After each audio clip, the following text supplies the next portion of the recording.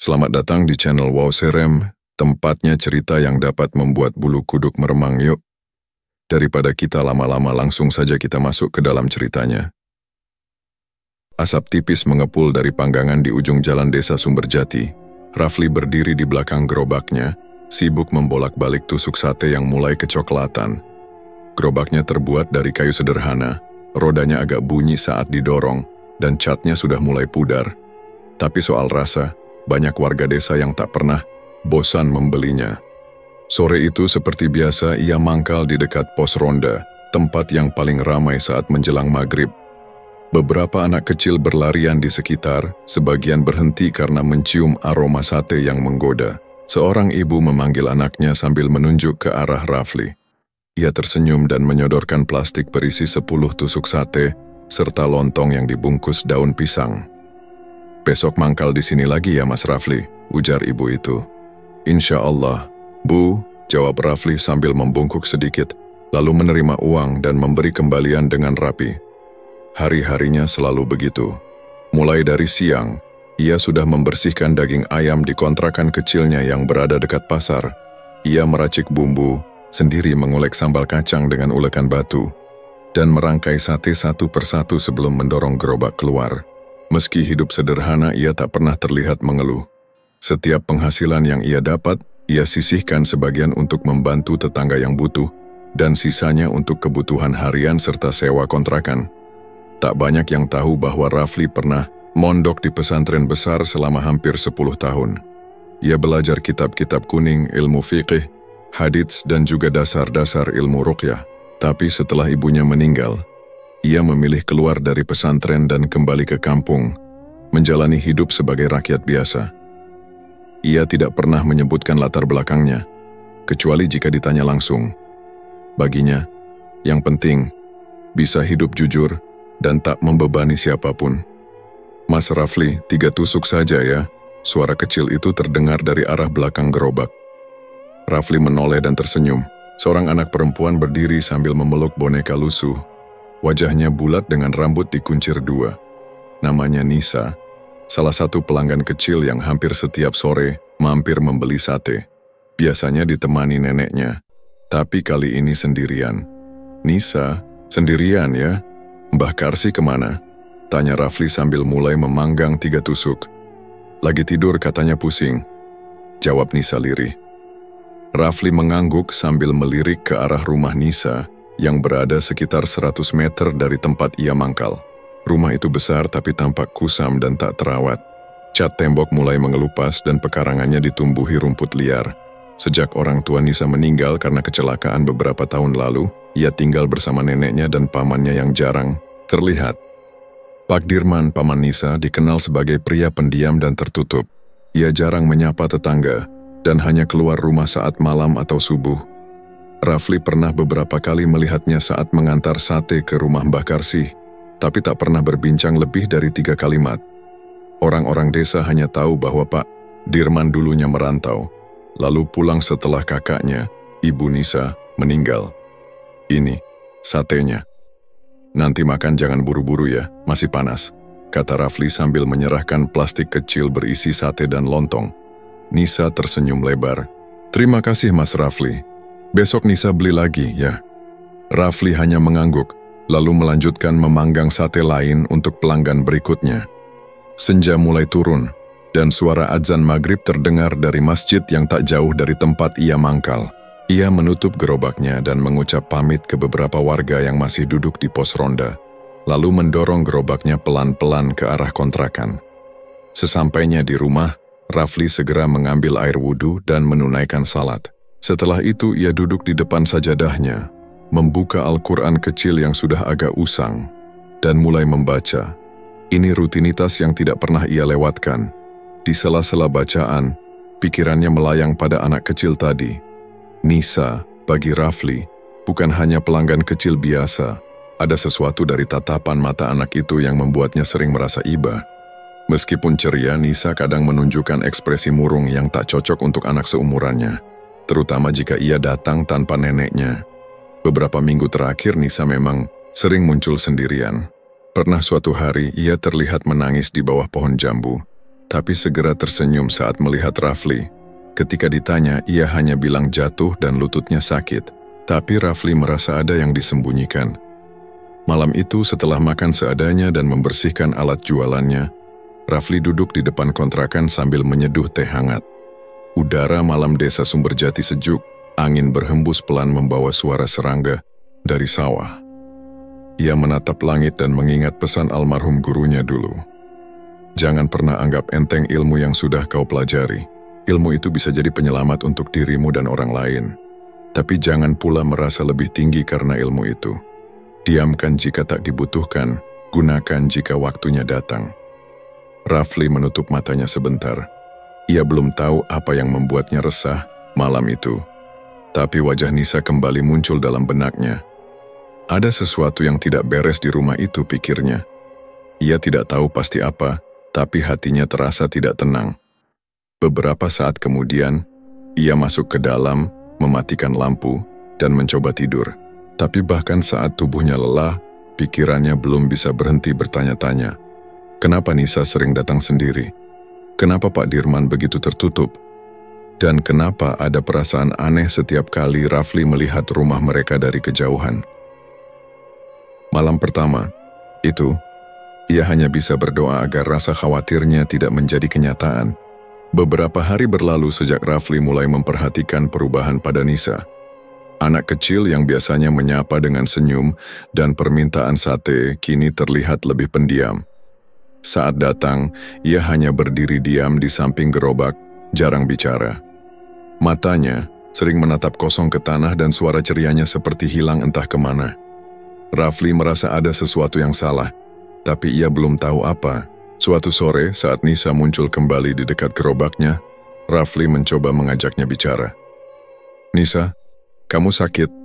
tanyanya sambil mengambil tusuk sate. Anak itu menggeleng pelan, tapi sorot matanya kosong, seolah pikirannya berada di tempat lain. Tangannya yang biasanya sigap menerima sate kini gemetar sedikit saat menyambut plastik yang diberikan Rafli. "Nenekmu nggak ikut lagi?" tanya Rafli lagi, mencoba memancing reaksi. Nisa masih diam, lalu perlahan menjawab, "Mbah di rumah, tidur, terus." Rafli mengangguk. Jawaban itu terdengar biasa, tapi intonasi Nisa membuatnya tak tenang.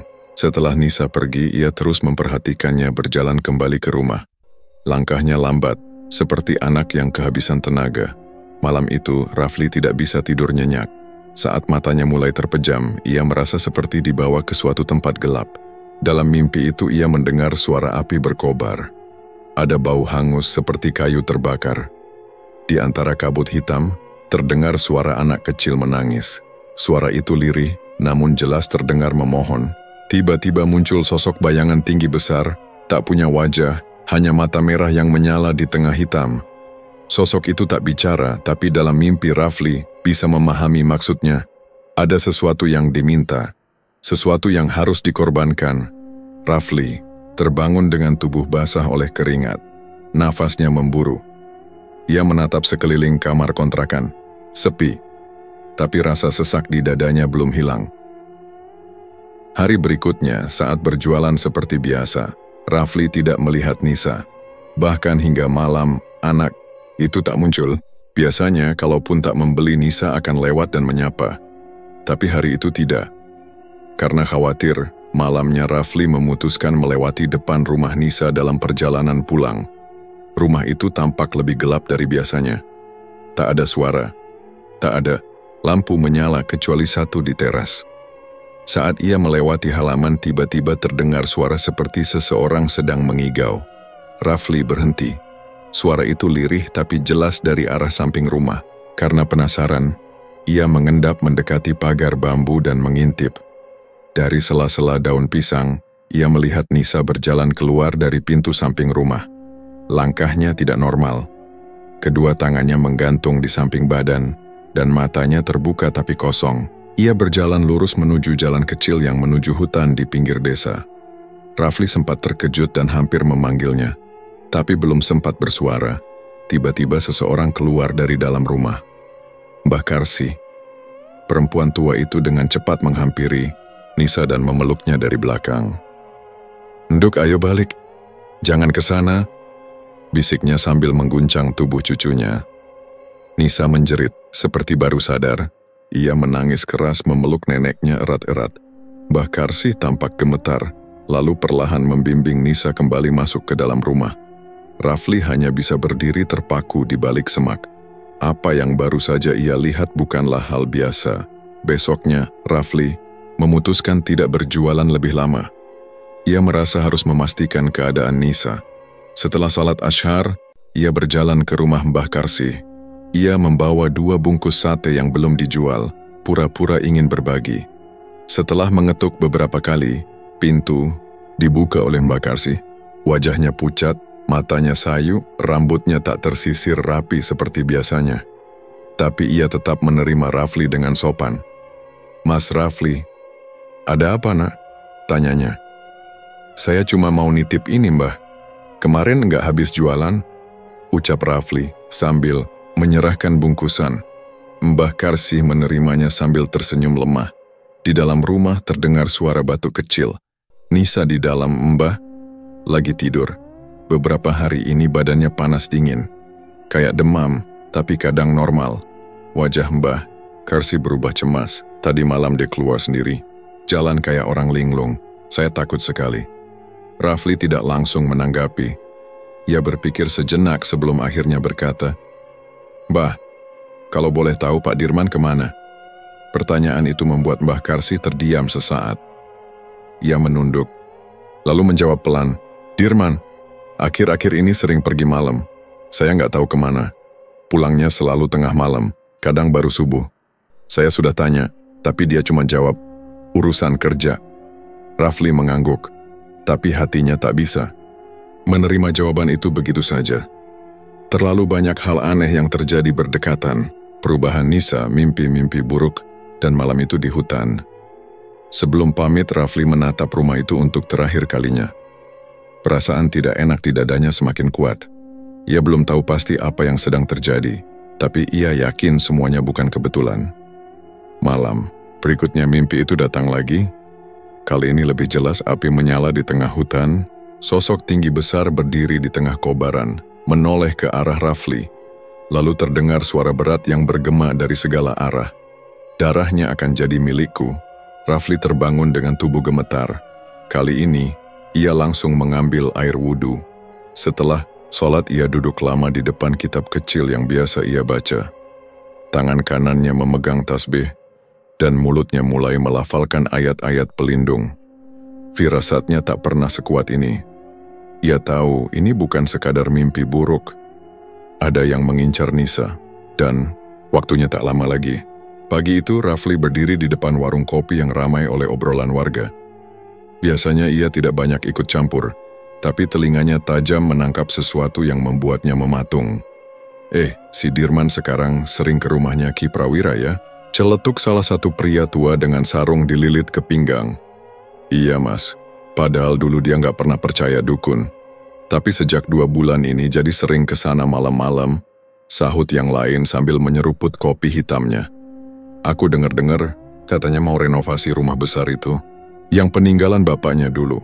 Padahal dulu sempat nggak keurus, tahu-tahu sekarang ada uang banyak, timpal satu lagi." Rafli diam saja, tapi jantungnya berdetak cepat. Nama Ki Prawira bukan nama asing. Waktu dulu nyantri, ia pernah mendengar dari gurunya bahwa ada seorang dukun di daerah selatan yang dikenal suka mengambil tumbal untuk kekayaan instan. Metode yang digunakan bukan sekadar klinik biasa. Ada perjanjian dengan jin yang haus darah. Selesai dari warung itu, Rafli tidak langsung berkeliling berjualan. Ia berjalan memutar, melewati jalan kecil yang menuju rumah tua di pinggir hutan. Rumah itu milik Pak Dirman, namun sudah lama kosong, tapi belakangan terlihat mulai dibersihkan dan dicat ulang. Ia berhenti di balik semak-semak dan memperhatikan dari kejauhan. Di belakang rumah, ada sebuah kebun kecil dengan beberapa pohon pisang dan ilalang tinggi. Tapi yang membuat Rafli waspada adalah sesuatu yang tergeletak di bawah pohon mangga tua. Sebuah piring tanah liat, berisi kembang, potongan kepala ayam, dan beberapa batang dupa yang sudah padam. Di sampingnya ada botol kecil berisi cairan merah pekat. Rafli mendekat pelan, memastikan tidak ada orang di sekitar. Ia berjongkok dan menatap piring itu lekat-lekat. Bekas darah masih segar, bau amisnya kuat. Ia juga melihat sobekan kain putih, kecil diikat pada ranting.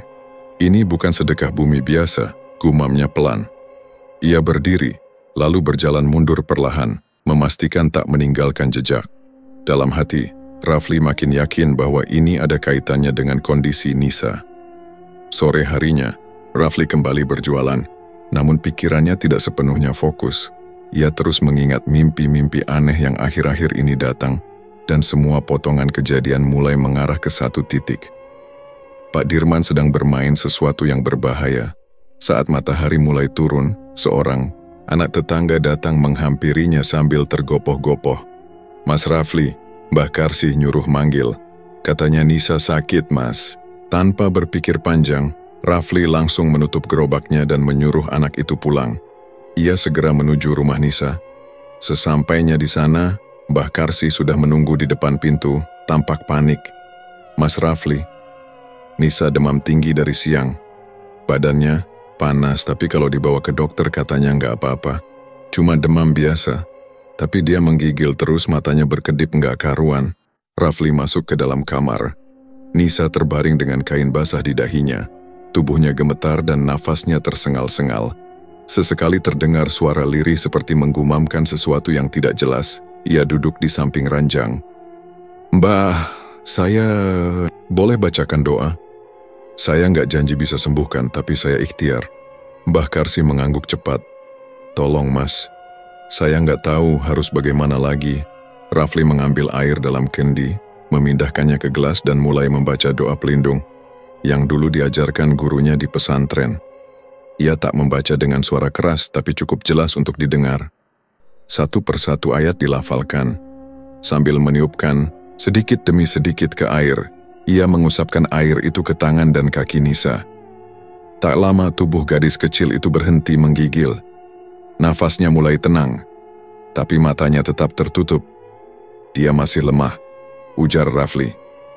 "Mbah, sejak kapan Nisa sakit begini?"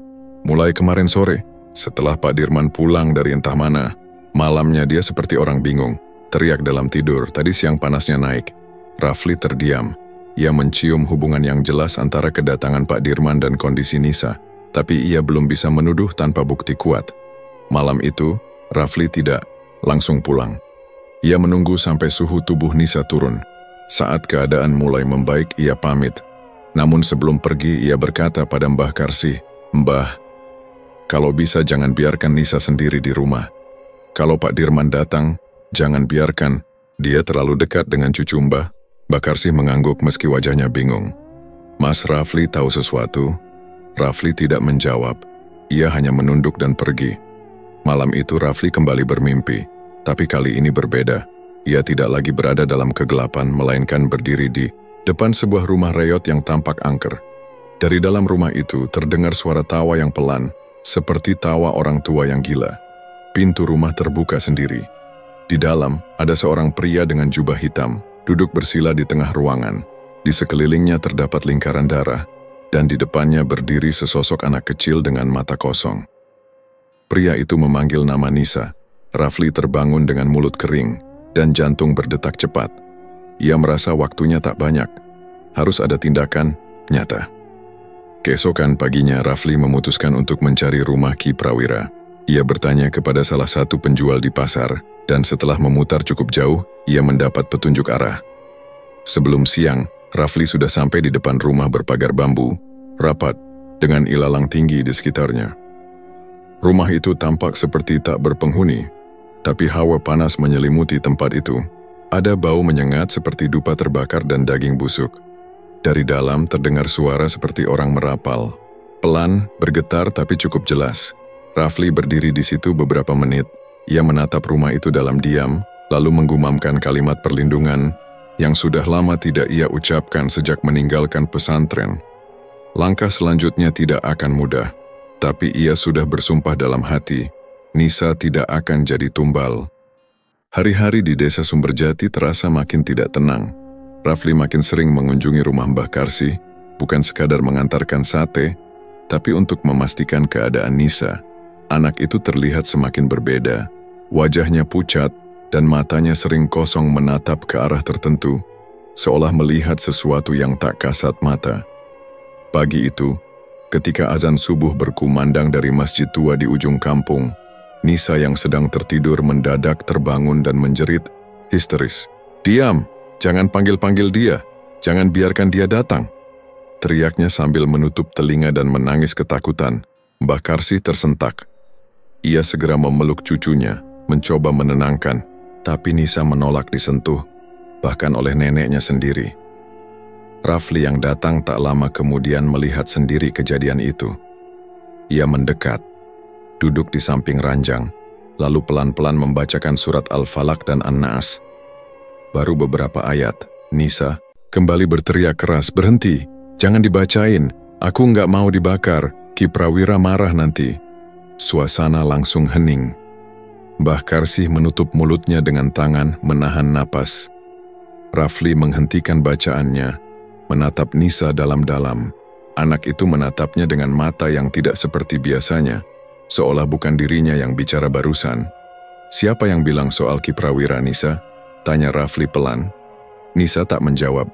Tubuhnya kembali lemas, dan matanya perlahan terpejam seperti tertidur. Setelah memastikan Nisa tertidur dengan tenang, Rafli duduk di ruang depan bersama Mbah Karsih. Perempuan tua itu tampak gemetar, tangannya mencengkeram ujung kain, jariknya kuat-kuat. "Mas Rafli, saya mau ngomong sesuatu," katanya dengan suara pelan. Rafli menunggu. "Dirman, sejak setahun terakhir berubah. Dulu dia orang biasa saja, tapi sejak ia sering keluar malam dan mulai mengurung diri di kamar belakang, saya mulai curiga. Dia suka baca buku-buku aneh. Ada gambar-gambar aneh di dalamnya. Waktu saya tanya, katanya itu buku warisan dari temannya di kota." Mbah Karsih menghela napas panjang. "Tapi belakangan ini, dia makin sering ngomong sendiri. Kadang malam-malam, terdengar dia bicara seperti ngobrol dengan orang lain, padahal tidak ada siapa-siapa. Saya pernah ngintip, dia duduk bersila dengan lilin mengelilingi badannya. Di depannya ada boneka kecil dan potongan rambut. Saya takut, Mas Rafli." "Apakah Mbah pernah melihat dia membawa Nisa?" tanya Rafli serius. "Beberapa kali. Tapi Nisa selalu kembali seperti habis nangis. Dia nggak pernah mau cerita. Saya pikir cuma dimarahi. Tapi sejak 2 minggu ini, dia makin sering ketakutan kalau lihat pamannya sendiri." Rafli terdiam. Semua potongan itu makin jelas membentuk gambaran besar yang menyeramkan. Pak Dirman, dengan bantuan Ki Prawira, sedang menyiapkan ritual pesugihan, dan Nisa adalah bagian dari rencana itu. Malam harinya Rafli memutuskan untuk tirakat. Ia tidak langsung tidur. Di rumah kontrakannya yang kecil, ia mengambil air wudhu lalu duduk bersila menghadap kiblat. Ia membaca beberapa wirid dan zikir yang dulu diajarkan oleh gurunya saat mondok. Bacaan itu bukan untuk pamer, tapi sebagai ikhtiar. Sesuatu dalam dirinya meyakini bahwa gangguan yang sedang dihadapi tidak bisa dihadapi dengan tenaga semata. Sekitar tengah malam, ketika suasana desa mulai benar-benar sepi, angin bertiup lebih kencang dari biasanya. Lampu minyak di kamarnya tiba-tiba meredup sendiri, lalu menyala kembali. Saat itulah ia melihat bayangan bergerak cepat di luar jendela. Seperti sosok tinggi besar dengan mata merah yang menatap ke dalam, lalu menghilang. Rafli tetap duduk diam, mulutnya terus membaca ayat-ayat pelindung, tanpa berhenti. Di luar suara anjing melolong panjang, lalu hening. Keesokan paginya Rafli kembali ke rumah Mbak Karsih. Ia disambut dengan wajah lelah. "Nisa tadi malam bangun-bangun bicara dalam tidur. Katanya, waktunya sudah dekat. Darah akan mengalir di malam Jumat." Rafli menggenggam, tangannya kuat-kuat. Ia tahu maksudnya. Malam Jumat biasanya jadi waktu favorit untuk ritual. Itu berarti tinggal 2 hari. Nanti malam saya ke rumah Pak Dirman. Saya mau periksa sendiri kamar belakang itu, kata Rafli. Mbah Karsih tampak ragu. "Tapi Mas, kalau Dirman tahu, saya akan hati-hati. Saya cuma mau lihat Mbah. Saya harus tahu dia sejauh apa sudah melangkah." Malam pun datang. Rafli berjalan pelan ke rumah tua peninggalan orang tua Pak Dirman. Rumah itu sepi. Menurut kabar dari tetangga, Pak Dirman sedang di luar desa. Dengan langkah hati-hati, Rafli menyusup lewat sisi samping. Ia tahu letak kamar belakang yang pernah disebut Mbah Karsi. Begitu masuk lewat jendela yang tidak dikunci, bau menyengat langsung menusuk hidungnya. Bau kemenyan dan darah. Lantai kamar itu penuh coretan. Ada lingkaran merah, boneka dari kain bekas yang ditusuk paku, serta botol berisi cairan gelap. Di rak kecil, tersusun beberapa buku lusuh. Salah satunya terbuka, dan di halaman tengah tergambar simbol segitiga dengan mata di tengahnya. Dikelilingi tulisan beraksara Jawa kuno. Rafli menahan napas. Matanya tertuju pada selembar kain putih yang tergantung di dinding. Di kain itu tertulis nama-nama, salah satunya Nisa Rahmadani. Ia mengeluarkan botol air doa yang dibawanya dari rumah, lalu menyiramkan sedikit ke atas lingkaran merah. Seketika terdengar bunyi seperti desis. Asap tipis muncul dari lantai, tapi Rafli tidak gentar. Ia terus membaca doa pelindung, lalu mengambil beberapa barang bukti dan keluar cepat dari rumah itu. Sesampainya di rumah, Rafli langsung mencatat semua yang ia temukan. Ia tahu, malam Jumat tinggal sehari lagi. Ia tak bisa melapor ke pihak desa begitu saja, karena tidak semua orang percaya soal pesugihan. Langkah satu-satunya adalah mencegah ritual itu dilakukan. Jika perlu, ia akan langsung menghadapi Pak Dirman dan dukun itu sendiri. Tapi Rafli tahu satu hal yang pasti, ini bukan urusan biasa. Ini pertarungan antara niat jahat dan keyakinan yang benar, dan ia tidak akan membiarkan Nisa menjadi korban. 3 malam menjelang malam Jumat Kliwon, Rafli memutuskan tidak lagi berjualan. Ia mengurung diri di kontrakannya, bukan karena takut, tapi untuk menyiapkan diri. Ia memperbanyak doa, zikir, dan membaca ayat-ayat pelindung. Setiap malam ia hanya tidur sebentar dan bangun lagi untuk sholat malam. Malam kedua, dalam tidurnya yang singkat, Rafli bermimpi. Dalam mimpi itu ia berada di sebuah tempat sunyi yang penuh kabut. Dari arah depan muncul seorang lelaki tua, berjubah putih. Wajahnya teduh tapi serius. "Jangan ragu menolong," kata lelaki itu.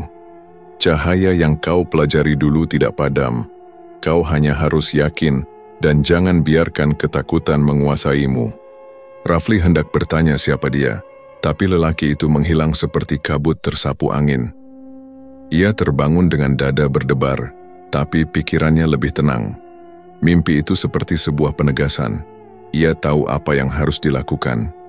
Pada malam ketiga, sehari sebelum malam Jumat Kliwon, Rafli memutuskan memantau rumah Pak Dirman dari kejauhan. Ia bersembunyi di balik pohon jati tua, di jalur kecil yang jarang dilewati warga. Dari situ ia bisa melihat bagian samping rumah. Rumah itu terlihat berbeda. Semua tirai tertutup rapat. Tidak terdengar suara, tapi cahaya samar kuning kemerahan memancar dari sela-sela ventilasi. Sesekali bayangan orang berjalan mondar-mandir terlihat dari balik jendela. Rafli mencatat waktu. Hampir tengah malam. Ia yakin ada aktivitas di dalam rumah yang tidak wajar, tapi malam itu ia memutuskan belum mendekat.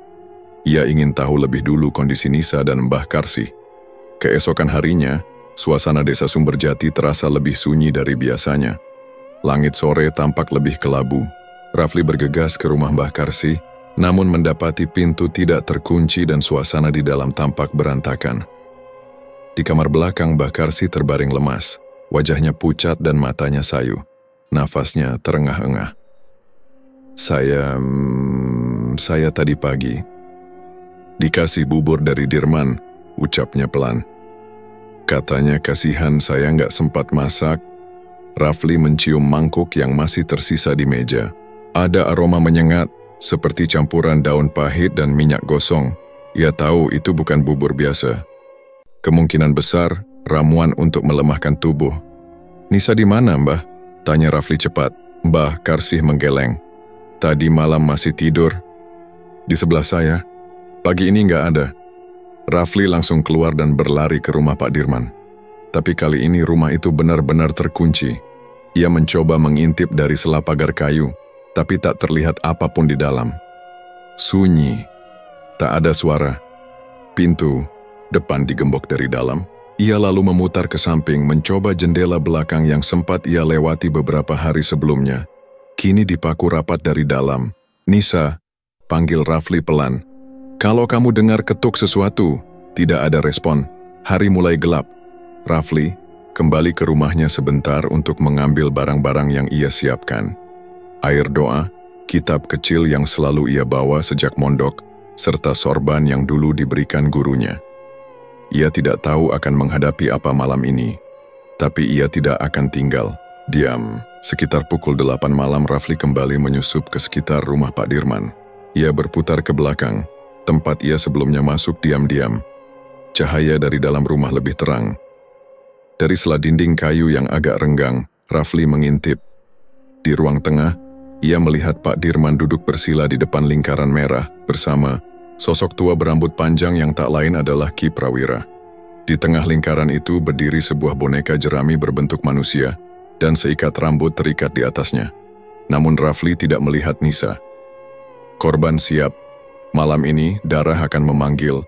"Kekayaan," ucap Ki Prawira sambil menggenggam keris kecil. Rafli menggertakkan giginya. Ia mundur perlahan dan mencari celah masuk, tapi semua pintu dikunci. Ia ingat, ada lubang angin di atas dapur yang mungkin bisa ia panjat. Dengan cepat, ia mengambil peti kayu dan menyusun batu sebagai tumpuan. Dengan susah payah, ia masuk lewat celah kecil dan mendarat di dapur gelap. Suara dari ruang tengah masih terdengar. Rafli berjalan pelan melewati lorong kecil. Jantungnya berdegup keras. Ia terus membaca doa dalam hati. Saat melewati kamar di sisi kiri, ia berhenti. Pintu tertutup tapi terdengar suara tangisan pelan. Rafli membuka pintu itu dengan hati-hati. Di dalam, Nisa terikat di tiang tempat tidur. Mulutnya dilakban, matanya sembab. Melihat Rafli, ia menggeleng cepat memberi isyarat bahaya. Rafli langsung membuka ikatan dan membisikkan, "Tenang, aku di sini, kita keluar sekarang." Tapi suara pintu lain berderit. Langkah kaki terdengar mendekat. "Cepat, sembunyi," bisik Rafli, menarik Nisa ke bawah kolong tempat tidur. Pintu kamar terbuka. Pak Dirman masuk membawa mangkuk berisi cairan hitam. Ia tampak sedang murka. "Siap-siap. Malam ini jadi malam terakhir kau hidup, Nisa." Ia menaruh mangkuk di atas meja lalu keluar lagi. Rafli menarik napas berat. Ia menunggu beberapa detik lalu membawa Nisa keluar dari kolong. Mereka berjalan pelan ke arah dapur, tapi suara langkah kembali terdengar. Tak ada waktu. Rafli mendorong sebuah rak kecil ke arah pintu dapur, mengganjalnya. Ia lalu mengambil air doa dari tas kecilnya dan menyiramkan ke lantai serta pintu kamar itu. Jeritan nyaring terdengar dari ruang tengah, seperti suara manusia bercampur suara binatang. Lalu benda-benda mulai berguncang. Rumah itu bergetar. Dari celah pintu dapur, Rafli melihat api tiba-tiba menyala di ruang tengah. Ki Prawira berdiri di tengah lingkaran. Matanya membelalak ke arah jendela, mulutnya menyebut nama Rafli. "Santri, kau tak seharusnya ikut campur." Rafli tak menggubris. Ia mengangkat kitab kecilnya, membacakan ayat kursi dengan lantang. Nisa menutup telinganya ketakutan. Teriakan dari ruang tengah makin nyaring. Pak Dirman tampak seperti diseret oleh sesuatu ke dalam lingkaran merah. Ia menjerit meminta tolong, tapi Rafli tetap membaca. Lalu, terdengar suara benda pecah dan angin kencang dari arah ruang tengah. Pintu kamar tertutup sendiri, lalu hening. Setelah yakin keadaan tenang, Rafli membawa Nisa keluar lewat dapur. Mereka berlari menuju rumah Mbah Karsih tanpa menoleh ke belakang. Malam itu, udara di desa Sumberjati begitu panas dan pengap, seolah menyimpan sesuatu. Rafli tidak tinggal diam setelah menyelamatkan Nisa dari kamar di rumah Pak Dirman. Ia merasa semuanya belum selesai. Perasaan was-was masih menggantung. Setelah memastikan Nisa selamat bersama Mbah Karsih yang kini mulai sadar, Rafli kembali keluar. Ia meyakini bahwa ritual belum sepenuhnya gagal. Ia menemukan bekas abu dan tanah merah aneh di halaman belakang rumah Pak Dirman. Jejak langkah tampak menuju arah barat desa, mengarah ke hutan bambu yang jarang dimasuki warga. Tanpa menunggu lebih lama, Rafli membawa senter kecil, air doa, dan kitabnya. Ia menyusuri jalan setapak menuju hutan. Malam itu sunyi sekali. Hanya suara binatang malam terdengar samar. Sesekali angin berdesir membawa bau kemenyan dan darah. Rafli yakin itu bukan pertanda baik. Saat mulai masuk ke dalam hutan bambu, langkah Rafli melambat. Pohon-pohon menjulang rapat dan tanah terasa lembab. Di tengah kegelapan, Rafli melihat cahaya merah menyala dari kejauhan. Ia mendekat dengan hati-hati, menyembunyikan tubuh di balik batang bambu yang besar. Ritual sudah dimulai. Di depan altar batu, Nisa terbaring tak bergerak. Sekujur tubuhnya dikelilingi garis merah berbentuk simbol-simbol aneh. Sesajen, bunga layu, dan kepala ayam mengelilinginya. Di depan altar, Ki Prawira berdiri sambil menggenggam tongkat kayu yang dibungkus kain hitam. Matanya tajam dan mulutnya komat kamit membaca mantra. Pak Dirman berdiri di sampingnya. Tangan kirinya menggenggam keris yang berkilat terkena cahaya api dari obor di sekeliling. Wajahnya pucat, tapi sorot matanya kosong, seolah tak lagi berpikir. Jernih, ruh malam penerima janji. Aku persembahkan darah anak suci. Terimalah tumbalku dan berikan kekuasaan, teriak Ki Prawira lantang. Rafli menggertakkan gigi. Ia tahu waktunya hampir habis. Ia menyelipkan kitab kecil ke balik sarungnya, lalu memeluk botol air doa erat-erat. Setelah menarik napas panjang, ia melangkah maju keluar dari kegelapan. Langkahnya mantap, tak gentar. Ketika Pak Dirman mengangkat keris ke atas, bersiap menusuk tubuh Nisa, Rafli berseru dengan suara lantang. A'udzubillahi minasyaitonirrajim. Bismillahirrahmanirrahim. Allahu Akbar. Pak Dirman terkejut, tangannya gemetar. Keris hampir jatuh dari genggamannya. Ki Prawira menoleh, matanya membelalak melihat Rafli yang kini berdiri tegak, sorban tersampir di bahu, dan tangan kanan terangkat memegang botol air doa. Ritual ini haram, lepaskan anak itu sekarang juga, seru Rafli. Ki Prawira tidak menjawab. Ia malah tertawa keras, lalu menancapkan tongkat ke tanah. Seketika, tanah bergetar. Api dari obor mendadak membesar. Angin memutar di sekitar altar, dan dari dalam bayangan sosok hitam muncul, tinggi, bertanduk dan bersayap. Makhluk itu meringkuk di atas altar, menjilat darah dari sesajen. Pak Dirman mulai panik.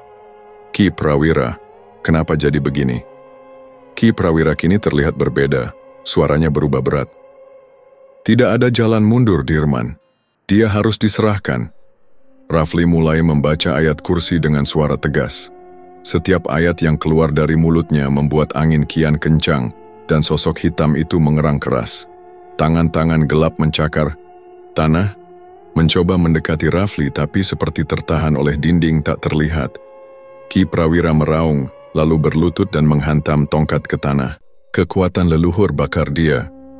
Api melesat ke arah Rafli, tapi ia menyiram air doa ke tanah dan terus membaca ayat-ayat suci. Api itu padam di udara sebelum menyentuh tubuhnya. La yukallifullahu nafsan illa wus'aha. Suara Rafli tak goyah. Setiap baris ayat membuat makhluk hitam memekik. Sosok itu mengejang, lalu mengecil sedikit demi sedikit.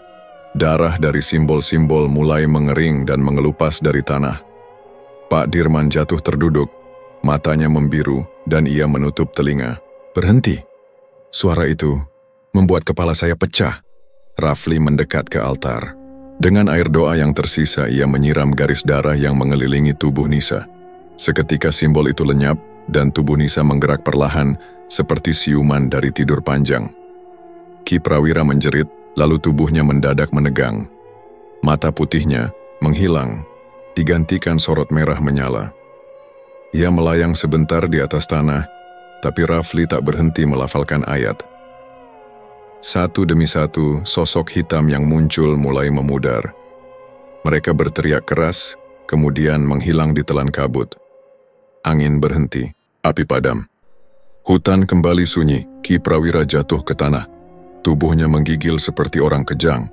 Ia mencoba merangkak, tapi darah keluar dari hidung dan mulutnya. Rafli menatapnya tanpa belas kasihan. Kau main-main dengan perjanjian haram. Sekarang mereka menagih balik. Pak Dirman, yang masih terduduk, mulai menangis keras.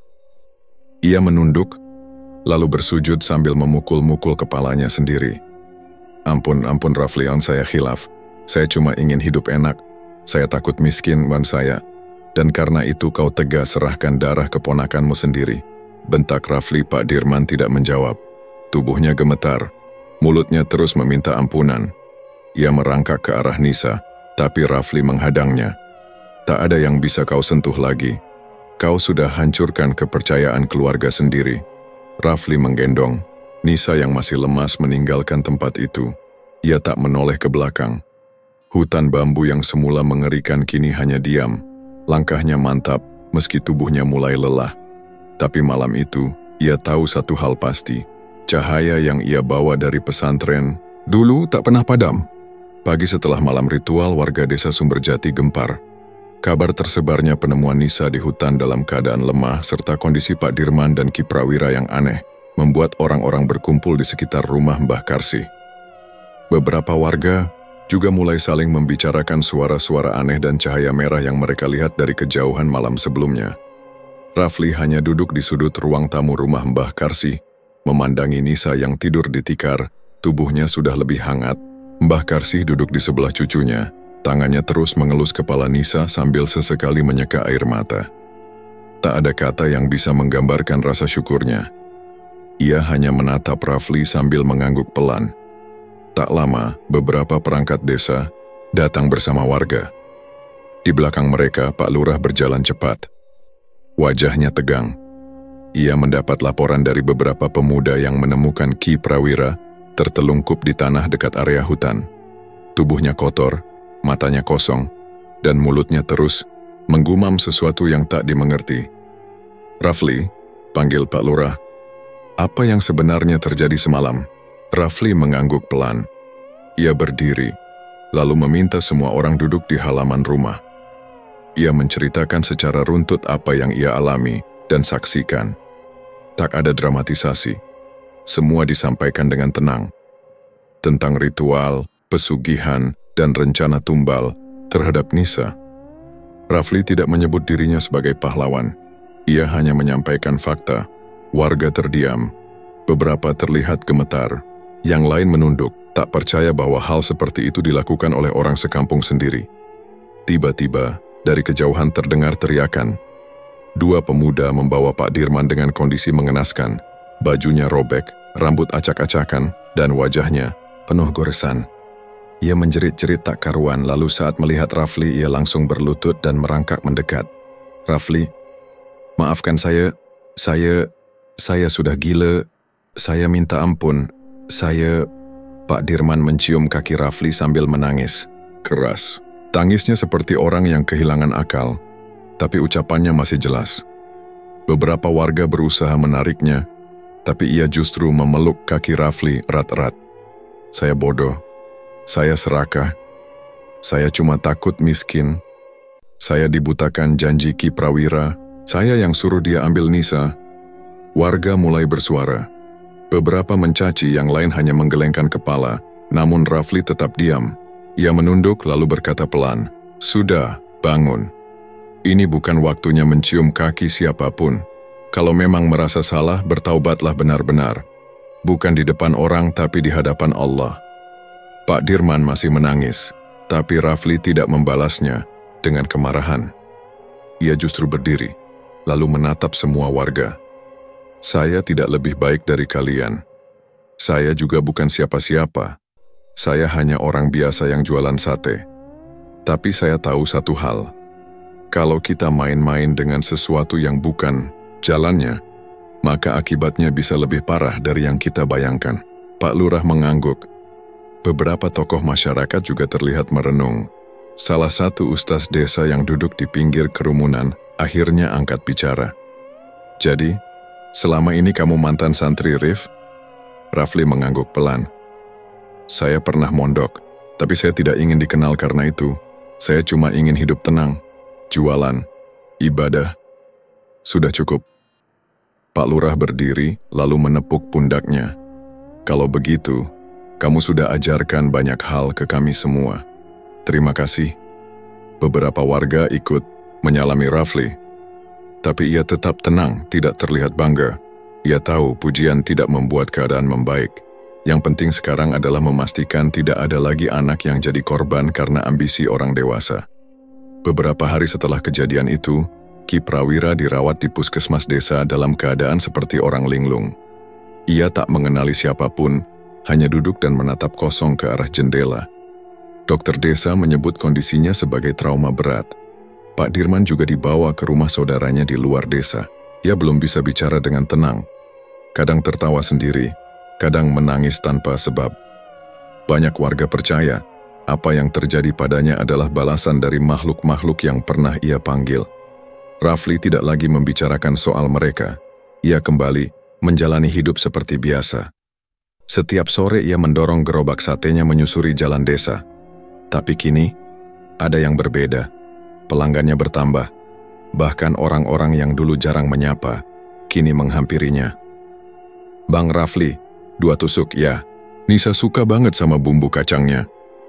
Istriku pesen sate buat buka puasa nanti." Rafli hanya senyum. Ia tetap melayani dengan sabar, seperti biasa. Tidak ada yang berubah dalam dirinya, kecuali rasa lega, karena satu anak kecil selamat dari hal mengerikan.